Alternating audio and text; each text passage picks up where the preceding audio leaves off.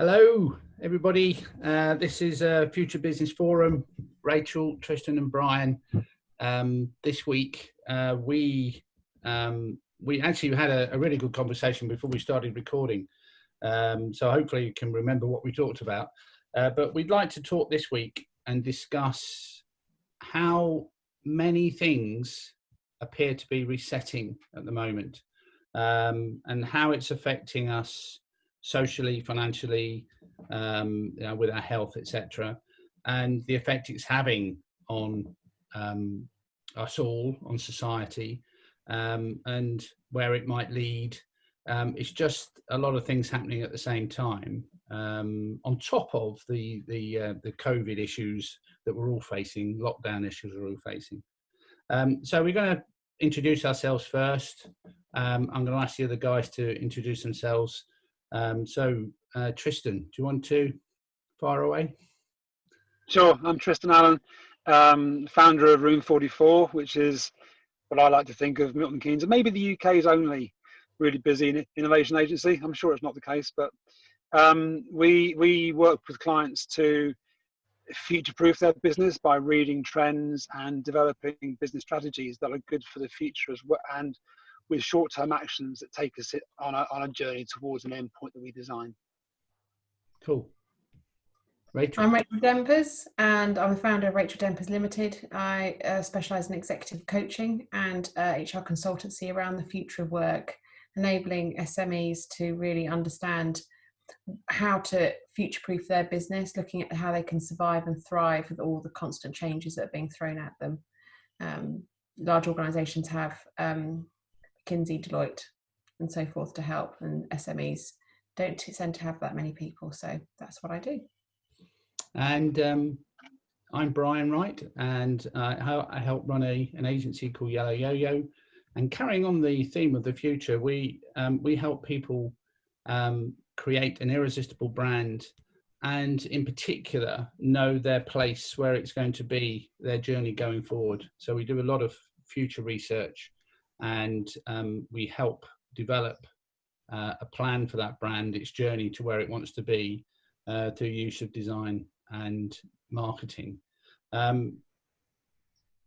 we say, the subject really we wanted to talk about was reset. And we've talked in the past 2 or 3 weeks about how the virus has changed lots of things, has given some people opportunities, given a lot of people a lot of thought around how they run their businesses. We've talked about the future of work, people going back to work and the pressures therein. And now lockdown has lifted a little. We're seeing things like queues outside Primark, raves in Manchester, which goes to say, really, part of the conversation we had before we started recording was, has there been a reset at all? Are people going back to what they used to do? But I think if you look at the pressures on us all at the moment from the virus and what it's done, Brexit is starting the conversation, going into the conversation again. Obviously, the BLM, the Black Lives Matter, and the discrimination issues have exploded around the world, and of course the biggest one of all, probably climate change. There's a lot of things there to discuss, and we're not talking about them in detail, but actually it's the interesting pressures on society. Both Tristan and myself have had conversations and Tristan's gone.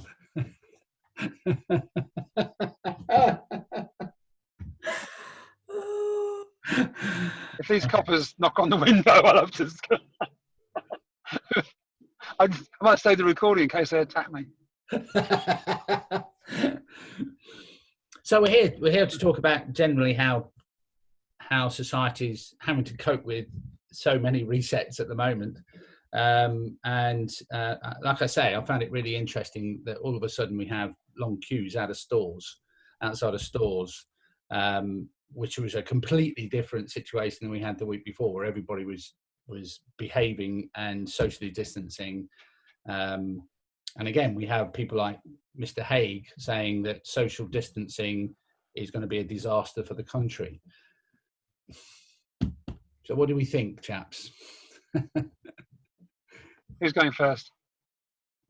Then go, Tristan.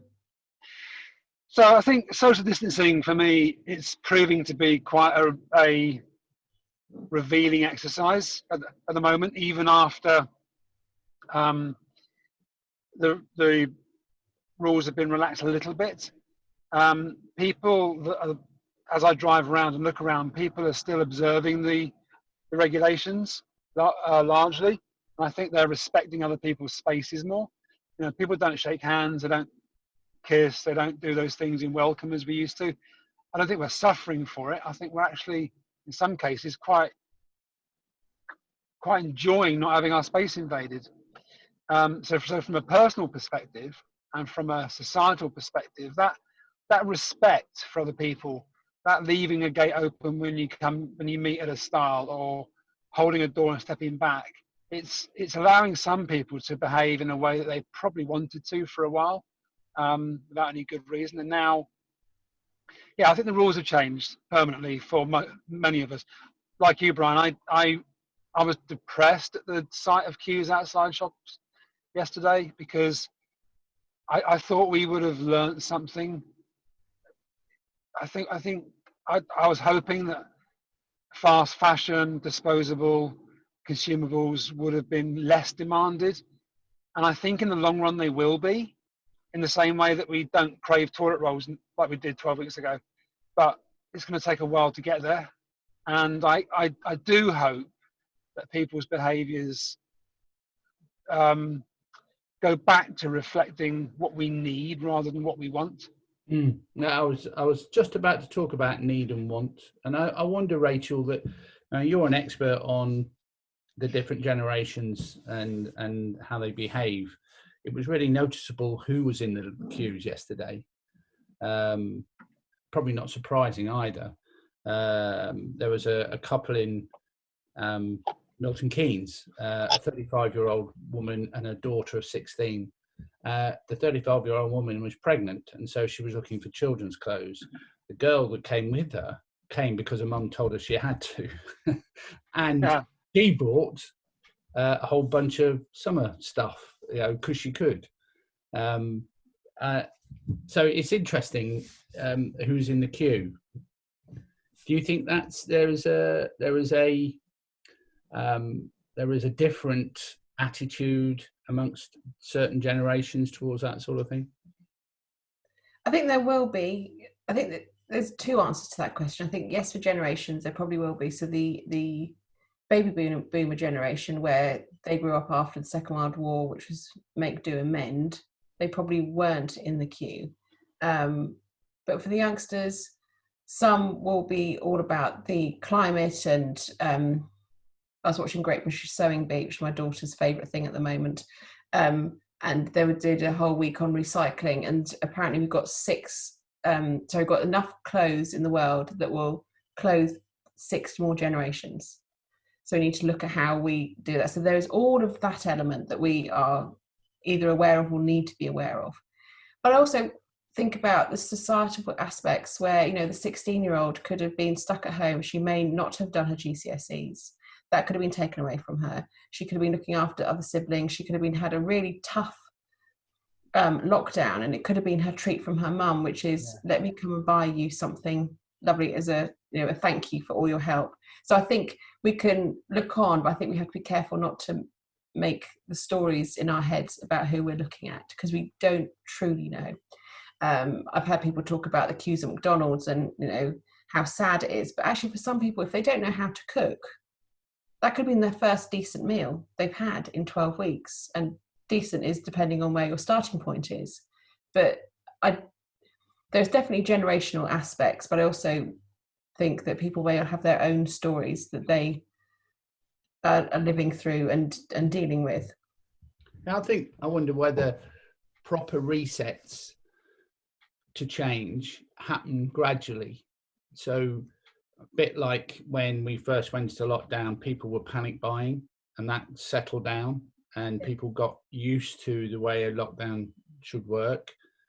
I wonder whether now the shops are open, it's a bit like panic buying for toilet rolls. It'll calm down after a while. Even though footfall was up, on last week. Understandably, it was 50% down on last year. So it, you know, it wasn't anything like normal. It just looked like normal because we're going to abnormal times. So I wonder whether resets, proper resets, are gradual. You know, you I would get hope used to it. because, you know, there's things that I've certainly enjoyed about lockdown, which is I loved how the world stopped altogether.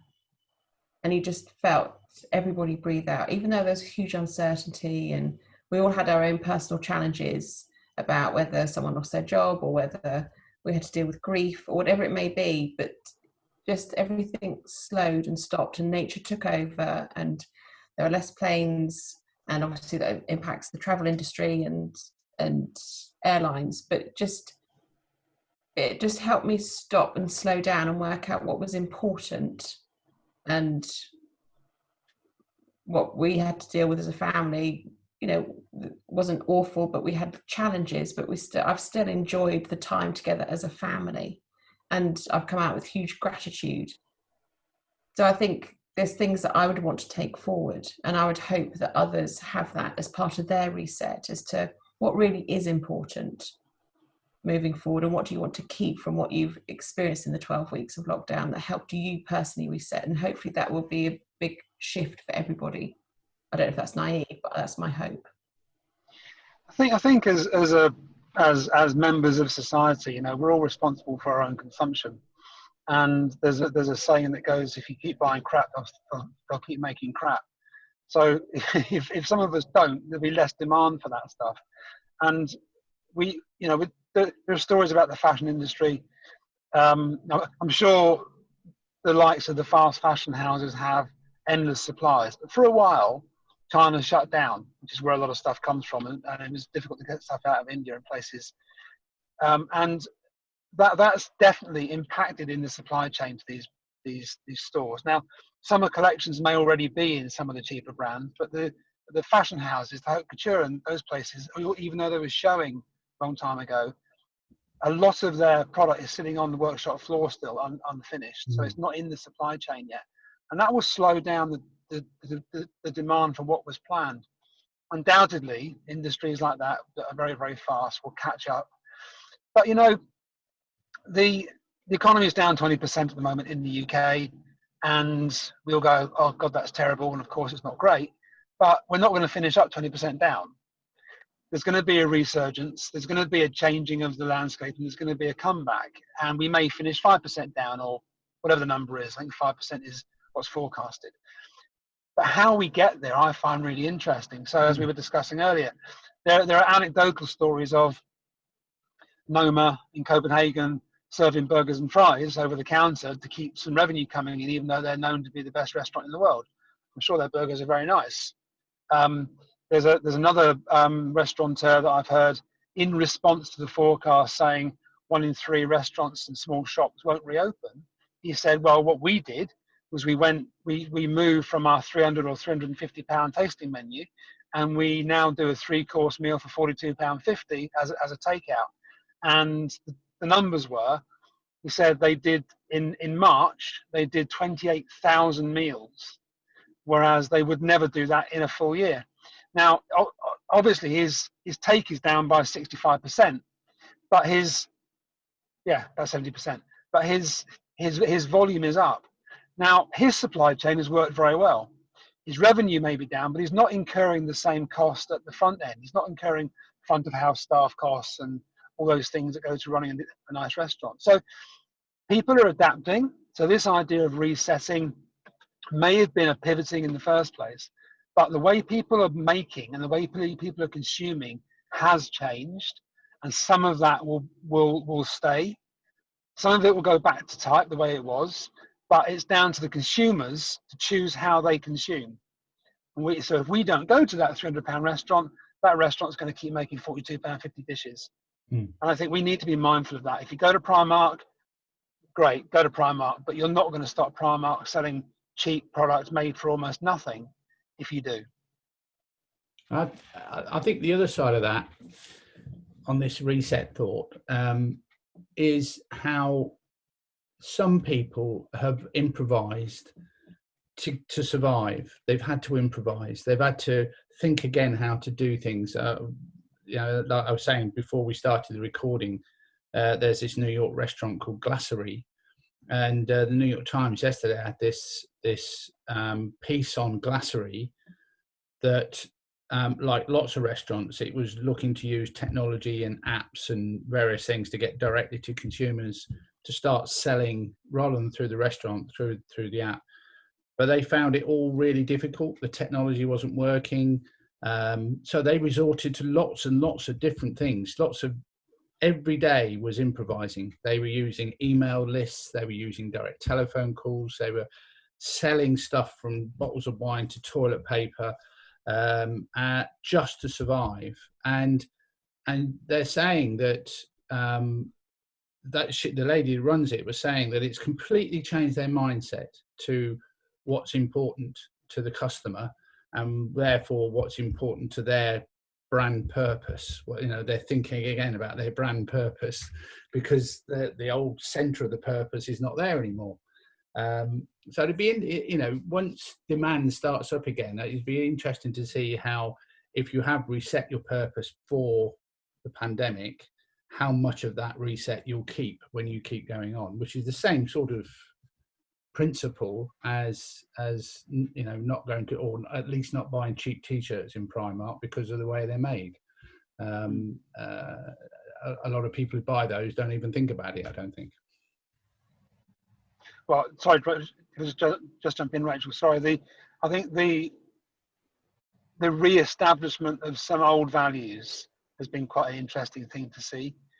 On TV, there've been a lot of, you know, make and mend type shows, crafting type shows. Kirsty Allsop probably won out of this again, and I think there are lots of us who, you know, rediscovered gardening, or kids started cooking. That will have an impact. You know, the way that we ate together through lockdown and spent time together because we had to, and now we don't have to. I think some of society will miss those opportunities and try and hang on to them for as long as they can. And to me, that's an encouraging thing. But I also think that the technology that you mentioned, Brian, has kind of, people have seen it as getting in the way as well as not working terribly well. We've, you know, we all sit on our phones, and some more than others, and do things when we're in the same room with the people that we should be talking to. I know that, we all know that. But a lot of the technology that was launched through lockdown hasn't really helped. I think we've seen through the disguise of technology to some extent. We've understood now that all it is a window onto the real service and product. And if it's easier for you to buy t-shirts now than it was before, well, how many t-shirts do you need? So the cause and effect is, I don't need many t-shirts there, ergo I won't use the app. And that, this stuff hasn't shaken out yet. I think mindful use of technology will also result from this, and it's got a ways to go yet before we can see the effect. Yeah, no, you're right. But I think we talked about it last time. In fact, Rachel brought it up last time. This is how things have accelerated because they needed to. And part of that was technology. But you're right, Tristan. I think that it has a lot to shake down, you know, and a good example of that is our esteemed government's tracing app. There was a lot of conversation about the tracing app in the Isle of Wight and the trial. Now it seems to have disappeared. It's not part of the tracing system that they're developing right now. And in fact, I think Matt Hancock said, if it wasn't yesterday, sometime this week, when asked where it is, he said, "Oh, it won't be available until September." Now that tells me it didn't work. You know, if you've got an app that works, they'd have had it working. So yeah, you're right. I think people have jumped on technology, and some things have worked, some things haven't. Although things have accelerated, I don't think the right application of technology has always been apparent. Yeah, I mean, there's lots of conversation around people having fatigue of Zoom because you're constantly knowing you're being watched by someone. Whereas if you're in a room, you could probably stand up, walk around, get a drink, come back, and just, it's not focusing on you. So everyone's looking, and you see so many pictures on LinkedIn of people looking so serious because everyone's so actively participating because they know they're being watched. And I was reading an article about this lady who is a Welsh farmer. Who's a Welsh farmer, and she's in she looks after goats, and at the moment it's their breeding season. So she has advertised for companies to invite one of her goats, because they're in pens rather than out, to join their Zoom meetings.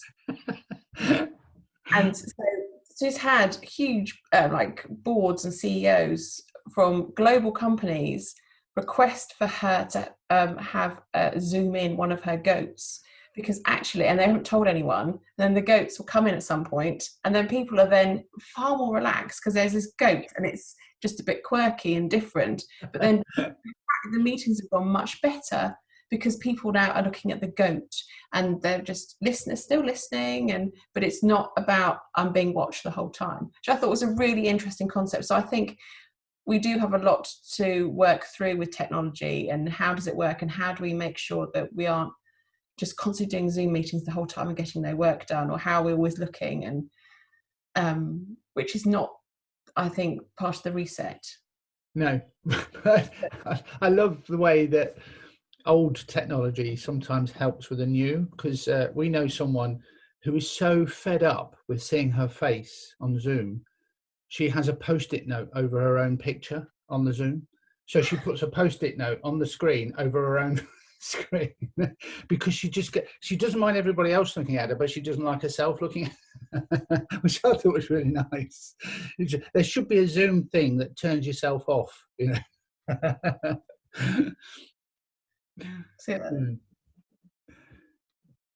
So Tristan, about your, I mean, the other thing that we were talking about beforehand is the generational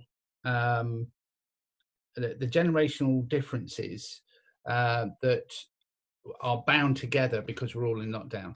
And I've been having some really interesting conversations with my daughter, who obviously is a whole generation and a half away from me, and her attitude to various things. And because we're together a lot, she's back at uni now, but for a while, it's been really fascinating actually working those conversations out in a way that when in normal life things don't present you with those sort of opportunities that we've had just recently. And it's been a real education, for me. It's been another reset in that sense, having that relationship, although the relationship sort of has blossomed because of us listening to each other in a way that probably we haven't done in many ways before, because we're so tied together. Is that something you guys, I mean, Rachel, your daughter's much younger than our daughters. How has she changed? My daughter? Yeah. Oh, she's others people who are now coming out of lockdown, they said she's grown up a lot, but we've just had lots of conversations. She's only 4.5, and at the weekend we were driving past where Chequers it nearly is, and she was saying, "Oh, that's a nice house." And I said, "Well, the Prime Minister goes out at the weekends, and do you know where he lives?" And she could say 10 Downing Street because she's been watching the news with us.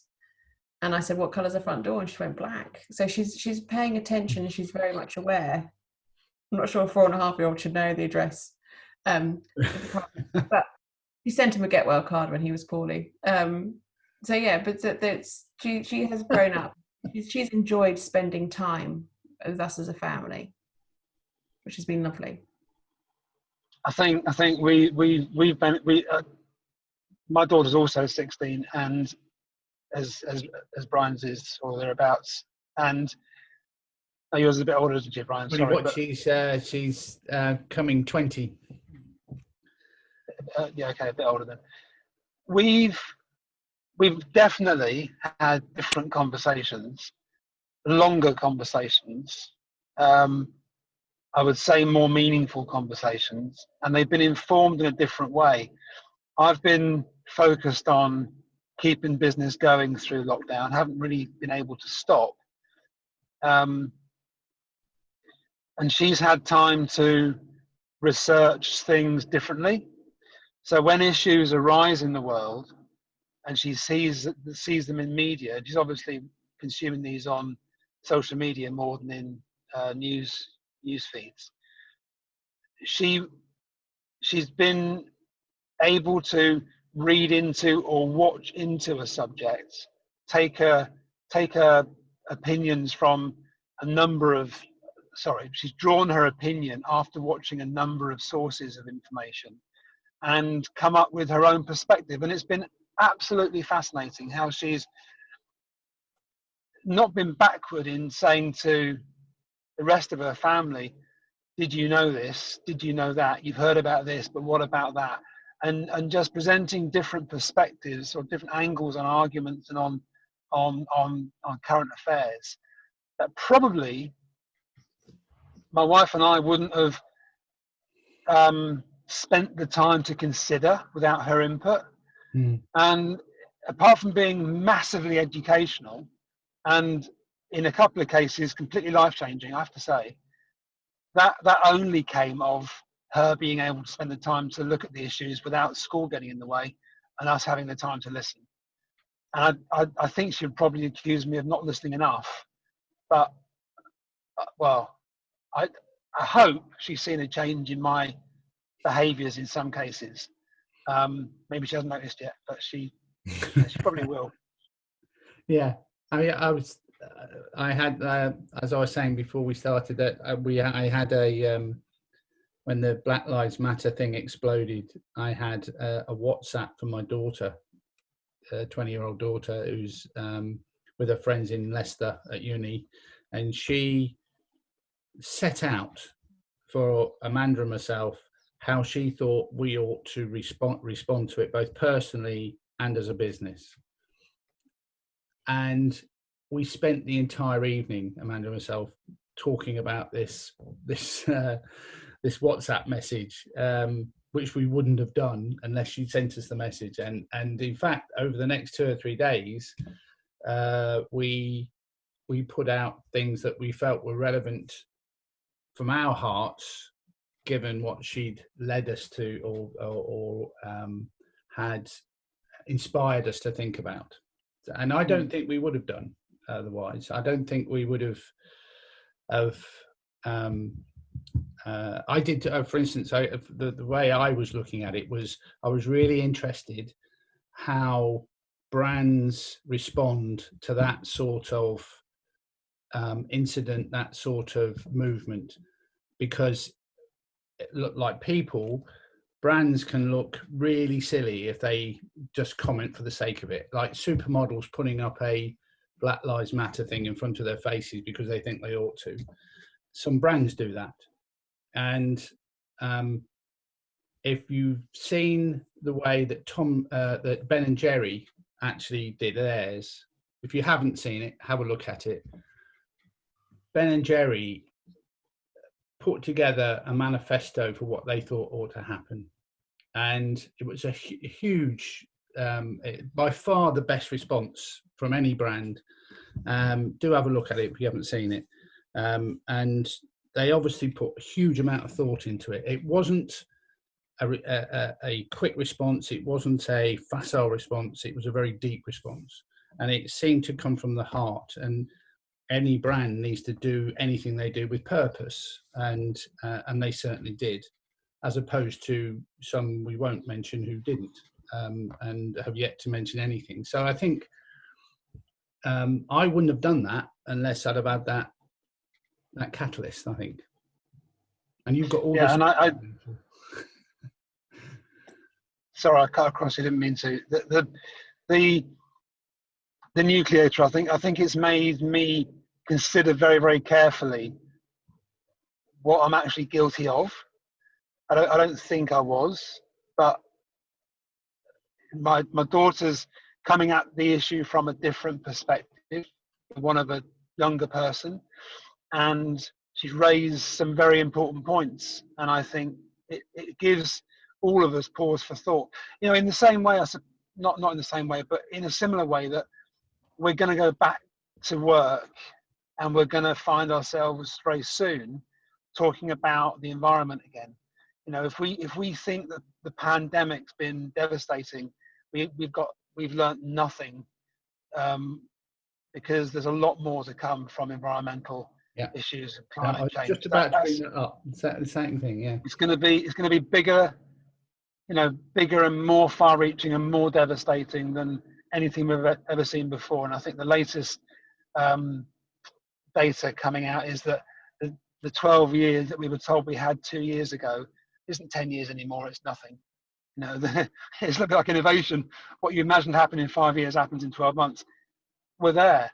And the decisions that we make now are going to impact our children's lives exponentially, and even later in our lives for as long as they go on for. So I think, you know, going back to the question about reset, or the comment of reset, there is so much necessary. There's so much needed in lots of different areas of our lives and commercial lives, that individually and corporately we've got to get a grip. So going back to the comment I made earlier, you buy crap, they'll make crap. We've got to stop demanding and consuming crap. And that's kind of my watchword now, actually, is just a more thoughtful approach to consumption, and also to the way that we behave with other people. Actually, I think that's a really good message to end on, as we've sort of come to the end of our time. Do you want to add anything to that, Rachel, before we finish? That was very eloquent. Nice way to end. Thank you. Well, thank you very much, chaps, and we'll see you all again soon. Take care. Thanks.